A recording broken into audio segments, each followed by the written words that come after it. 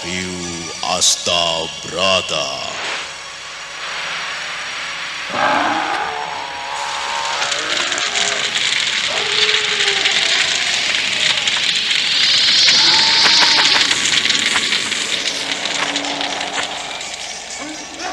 Tan hening wening upaya mudi nuring pangastuti. Tetek anggayo mukti sentosa rahayu. Ajur wungu nirdaya dan asepe sampurna. Dewi Kesuma, datanglah, datanglah, kumohon.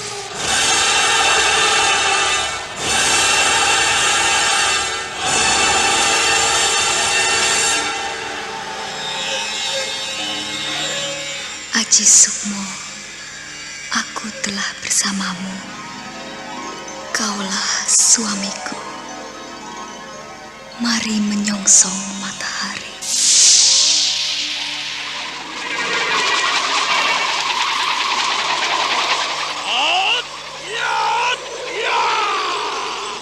Sampur Jala Sutra.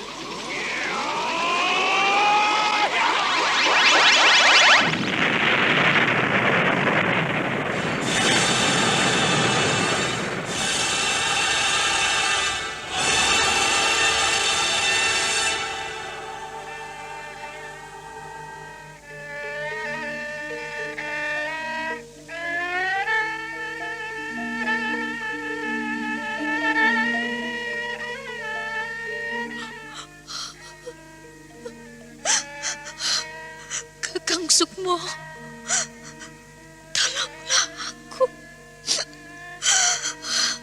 Lepaskan aku dari penderitaan ini.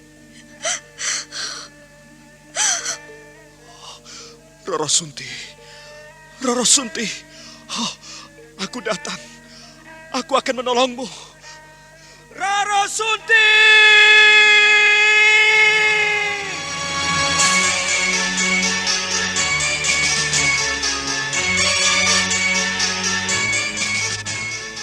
Wahyu Astabrata.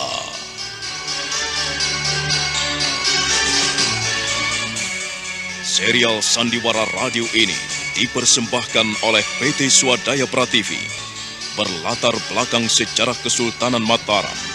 Menggetarkan, mendebarkan, menggelorakan semangat, cinta, dan perjuangan umat manusia yang ingin menyibak misteri kehidupan ini.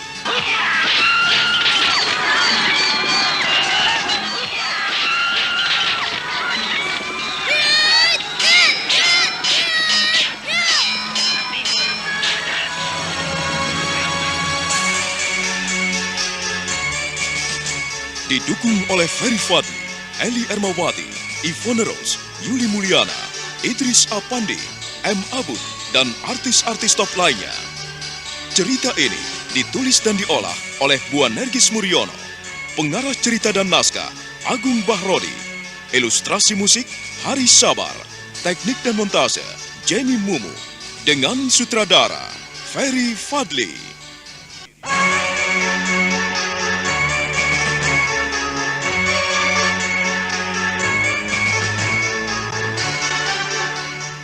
Wahyu Astabrata. Kali ini mengetengahkan episode ketiga dengan judul Pangeran Puger Balelo.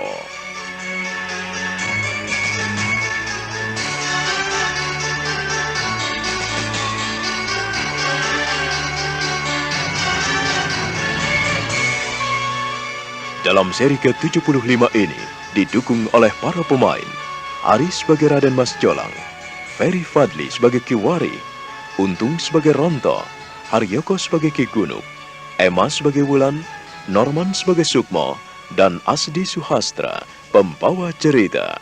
Selamat menikmati. Ada apa sih, Yu? Dari tadi tak perhatikan kok mukamu kusut banget. Aduh, aku lagi pusing nih. Mamaku minta dicarikan channel YouTube yang ada Sandiwara radionya. Apa ada coba? Loh, ada. Coba aja kunjungi channel YouTube Satria Collection. Di sana ada Sandiwara Radio, lagu-lagu kenangan, dan masih banyak lagi. Wah, ini yang aku cari. Terima kasih ya, Res. Mengenang masa lalu adalah hal yang sangat menyenangkan. Ya, lagu-lagu kenangan, dangdut, pop, ataupun sandiwara radio yang kini sudah tidak bisa kita dengarkan lagi. Jangan khawatir, di konten kami sediakan itu semua. Semuanya bisa Anda nikmati di channel YouTube kami, Satria Collection. Tunggu apa lagi? Kunjungi YouTube channel kami. Jangan lupa subscribe, komen, dan like-nya.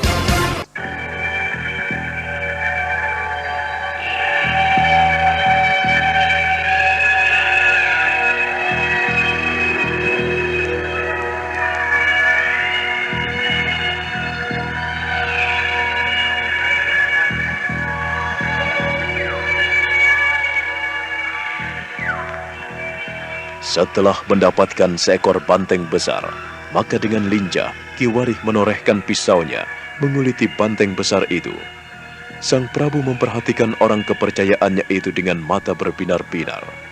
Dia sungguh takjub dan kagum memperhatikan Ki Warih yang lincah sekali dan amat gesit menguliti kulit banteng. Sedikit pun tak ada yang tergores oleh pisau, hingga kulit binatang itu mengelupas amat bagus. Tak ada yang ternoda oleh goresan pisau.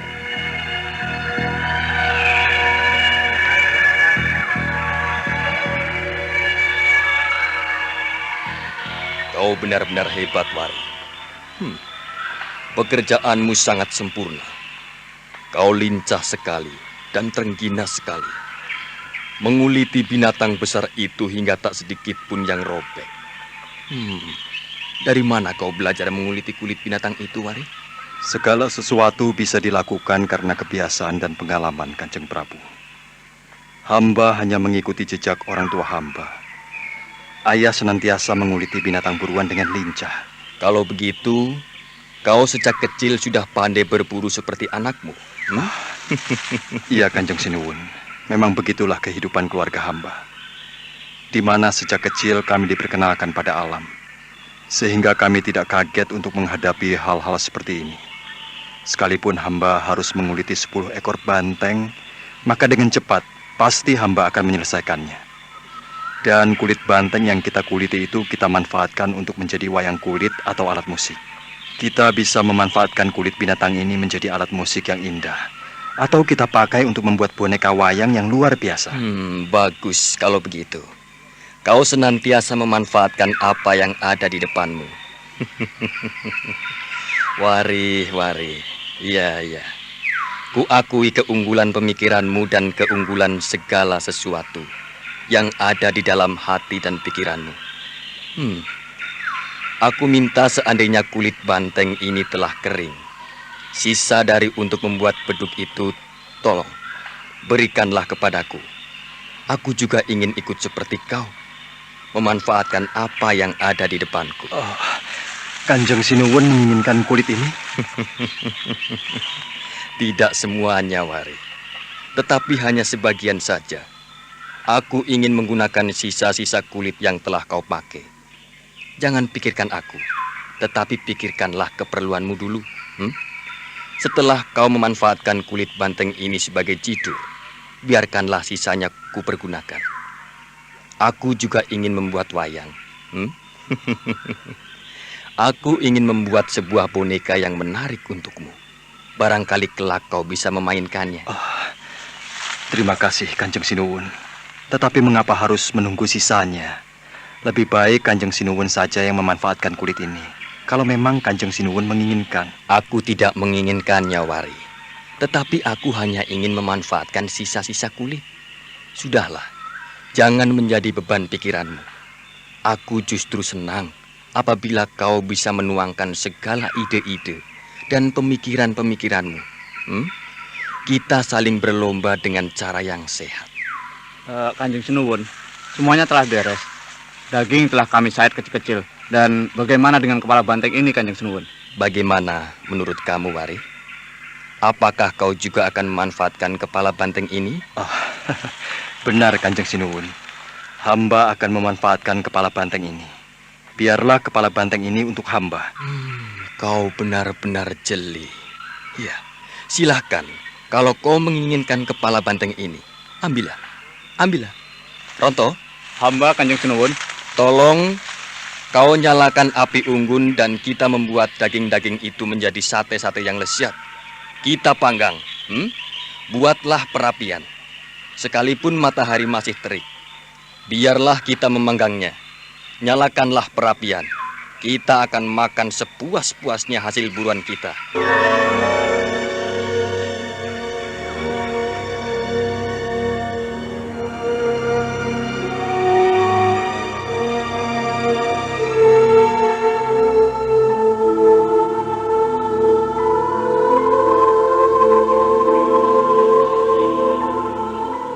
Ki Warih dan kawan-kawannya segera membuat api unggun di tengah hutan kerapian.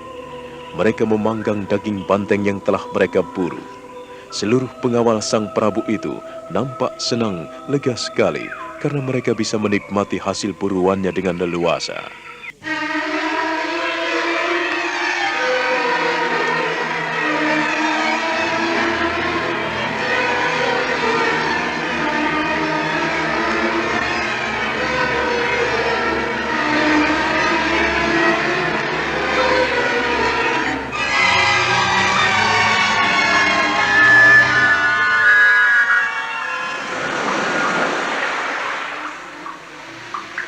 Kita kembali pada Aji Sukmo yang masih duduk bersila di sudut gua Tritip di depan Ki Gunung.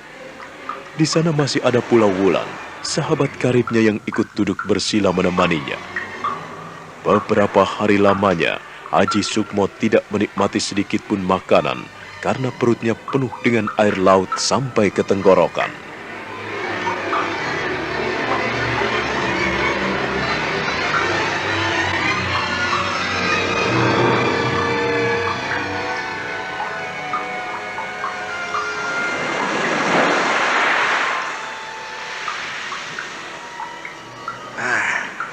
Setelah sehari semalam kau menikmati kesunyian. Sekarang apa yang kau rasakan, Sukmo? Ki Gunung, saya tidak mampu berbuat apa-apa karena perutnya terganjal oleh air laut yang memenuhi tubuhku hingga sampai tenggorokanku. Ya. Lalu apa yang kau rasakan? Yang saya rasakan, saya tidak merasakan apa-apa. Ya, hanya ketakutan yang mencekam hati dan pikiranku. Karena kakek Gunung tak pernah ramah padaku. Kakek hanya mau menerimaku begitu saja. Ketika aku pamit, kau pun membiarkan aku dengan dingin. Aku sungguh tidak tahu apa yang kau inginkan, Kek. Kau telah menerima diriku sebagai muridmu. Lalu, kau masukkan aku ke dalam air laut dan kau biarkan aku tenggelam dan minum air laut hingga memenuhi tenggorokanku. Aku belum tahu apa maksudmu. Sukmo, kelak kau akan tahu apa yang kau rasakan saat kau tenggelam dan apa yang patut kau lakukan di saat kau tercebur di dalam air. Nah, ketika kau berada di dalam air, kau bisa melakukan banyak hal. Tetapi yang paling penting adalah bagaimana kau menyelamatkan diri agar kau tidak tenggelam. Tetapi mengapa kau di sini tetap juga tenggelam? Nah, itulah yang harus kau pikirkan, Sukmo. Kek, aku ini sering kali berenang dan bermain di kali bersama Wulan, juga bersama Doran. Tapi aku benar-benar tidak berdaya di depanmu. Aku tak mampu melakukan apa-apa, Kek. Selain minum air, hingga perutku kenyang dan penuh sampai di tenggorokanku. Kau tidak bisa melakukan apa-apa. Karena yang kau pikirkan tidak lain hanyalah ketidakberdayaan dirimu. Kau merasa mampu dan merasa pintar. Nah, sifat inilah yang paling buruk dialami manusia. Ia merasa sok kuat, sok kuasa, sok pintar, sok dikdaya, sok tahu, dan sok mengerti tanpa menyadari keberadaan dirinya. Kek, maafkan aku. Maafkan aku. Aku belum mengerti apa yang kau inginkan. Kesederhanaanmu, kesahajaanmu, serta sifatmu yang aneh. Itulah yang selalu membuatku bertanya-tanya. Mengapa ada orang sepertimu?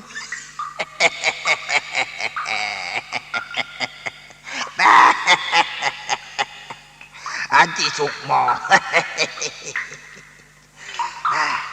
Kau benar-benar wiji pinilih yang lahir dari Adi Wulung.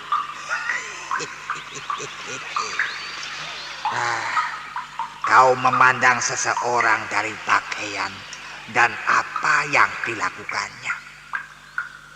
Kau memandang sesuatu dari luarnya saja. Seharusnya kau menjaga diri sebaik-baiknya. Pakaian, kedudukan, dan kehormatan, kekuasaan, atau apapun tidak ada artinya. Yang paling penting di dalam hidup ini adalah kepribadianmu, dirimu sendiri. Apa yang ada di dalam batin dan jiwamu, itulah yang paling utama dan terutama di dalam hidup manusia. Apakah kau pikir dengan mengenakan pakaian indah dan elok akan menjaga penampilanmu, akan menjaga keberadaanmu agar dihormati dan disanjung serta dipuji? Begitu? Sama sekali tidak, Aji Sukmo. Pakaian manusia bisa lapuk oleh air hujan dan panasnya matahari. Ia bisa juga hancur dimakan oleh ngengat. Tapi lain halnya dengan kepribadian yang ada dalam jiwa manusia, yang ada dalam hati dan perasaanmu, yang ada di dalam tubuh, akan membawamu semakin cemerlang dan bercahaya. Sekalipun kau mengenakan pakaian compang-camping, tetapi kalau kau memiliki kepribadian yang unggul, maka kau akan menjadi orang yang mulia. Orang-orang di sekitarmu akan menghormatimu dan mengagumimu. Sukmo, peganglah rahasia ini. Kau jangan menjadi orang yang bodoh dan tolol. Ampunkan saya, Kek. Ampunilah. Karena memang aku terlalu bodoh dan tolol. Aku goblok sekali, Kek. Aku tak tahu apa sebetulnya yang telah aku alami. Nah, itulah sebabnya mengapa kakekmu Wulung, ayahmu, menginginkan dirimu agar kau mengenali dirimu sendiri. Bagaimana kau bisa melangkah lebih jauh kalau kau tidak mengenali dirimu sendiri? Nah, untuk itulah, kalau kau hendak melangkah, kau pun harus memulai segala sesuatu dari dirimu sendiri. Nah, setelah kau mengenali dirimu sendiri dengan baik, kau akan mudah melangkah. Kau akan mengerti bagaimana menghadapi sesama manusia. Sebab dirimu adalah sebagian yang terbesar dari masyarakat di sekelilingmu. Lain halnya dengan kakekmu yang sudah tua ini, yang duduk bersila di tempat yang sunyi ini. Kalau aku sudah tidak butuh kawan lagi, aku tidak butuh teman lagi. Selain mencari keheningan dan kesunyian, aku telah merindukan alam kasampurnan Aji Sukmo.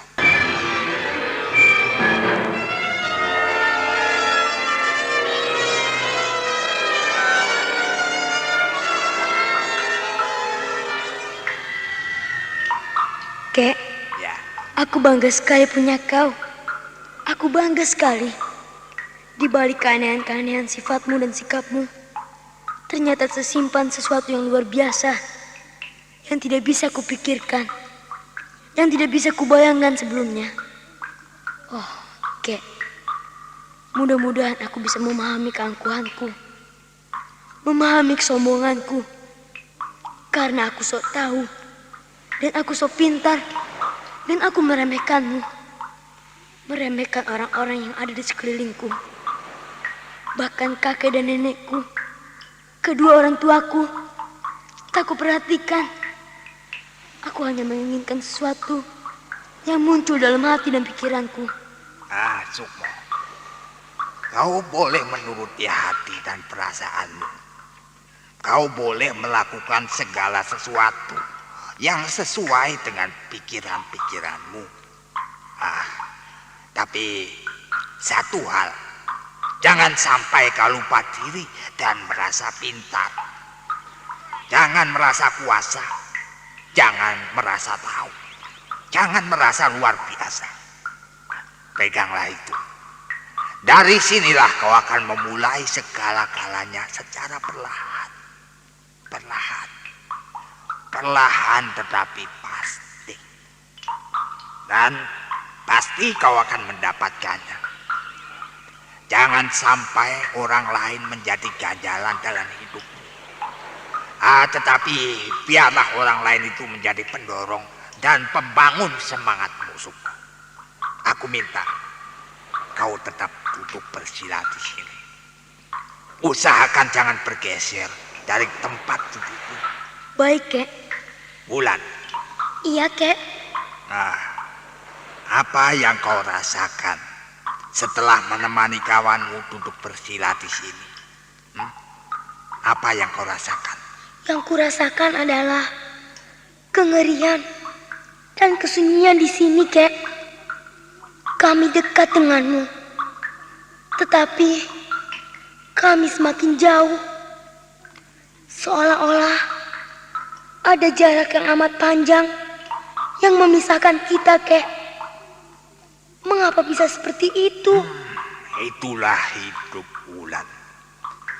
Kau belum tahu sebenarnya apa yang telah menjadi tekad kakekmu ini. Kalau kakekmu duduk berdiam diri di sini, bukan berarti kakekmu mengabaikan dan melupakan hal-hal yang pernah kakek lakukan.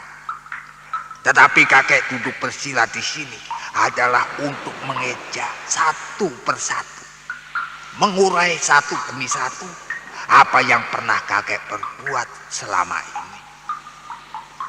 Betapa banyak kesalahan dan kekeliruan yang kakekmu buat.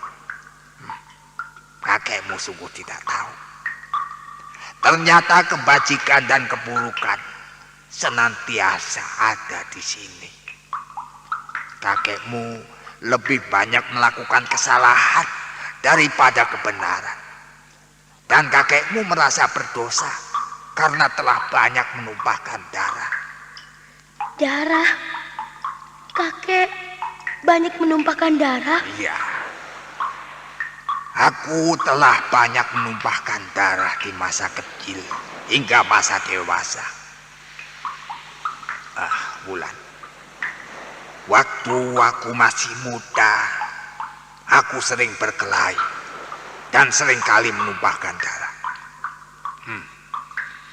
Berapa kepala manusia yang menggelinding ke tanah karena keganasan dan kemurkaan kakekmu ini. Kelak, ku minta jangan sampai terjadi hal seperti itu di dalam hidup kalian. Janganlah mengulangi perbuatan-perbuatan kakekmu, buyutmu, dan orang tuamu. Ku minta kalian melangkah menjadi seorang pendekar pilih tanding. Pendekar sejati yang tidak akan pernah menumpahkan darah. Kek, mana mungkin hal itu bisa terjadi? Kakek dan buyutmu telah menjalaninya. Semuanya penuh dengan kemungkinan, Wulan. Untuk itu, kalian kelak harus bisa mewujudkan apa yang diinginkan oleh kakek buyutmu. Mewujudkan cita-cita sejati. Menjadi pendekar suci. Pendekar yang tidak pernah menyakitkan sesamanya. Bahkan tidak akan pernah menumpahkan darah. Ada apa sih, Hiu? Dari tadi tak perhatikan kok mukamu kusut banget. Aku lagi pusing nih. Mamaku minta dicarikan channel YouTube yang ada sendiwara radionya. Apa ada coba? Loh, ada. Coba aja kunjungi channel YouTube Satria Collection. Di sana ada sandiwara radio, lagu-lagu kenangan, dan masih banyak lagi. Wah, Ini yang aku cari. Terima kasih ya, Res. Mengenang masa lalu adalah hal yang sangat menyenangkan. Ya, lagu-lagu kenangan, dangdut, pop, ataupun sandiwara radio yang kini sudah tidak bisa kita dengarkan lagi. Jangan khawatir, di konten kami sediakan itu semua. Semuanya bisa Anda nikmati di channel YouTube kami, Satria Collection. Tunggu apa lagi? Kunjungi YouTube channel kami. Jangan lupa subscribe, komen, dan like-nya.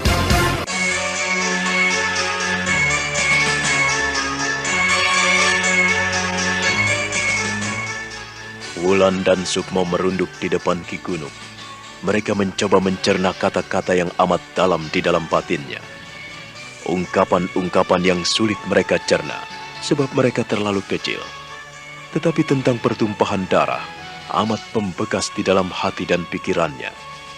Mereka terbayang pada kengerian di depan mata mereka saat terjadi peperangan yang pernah mereka lihat di Mataram.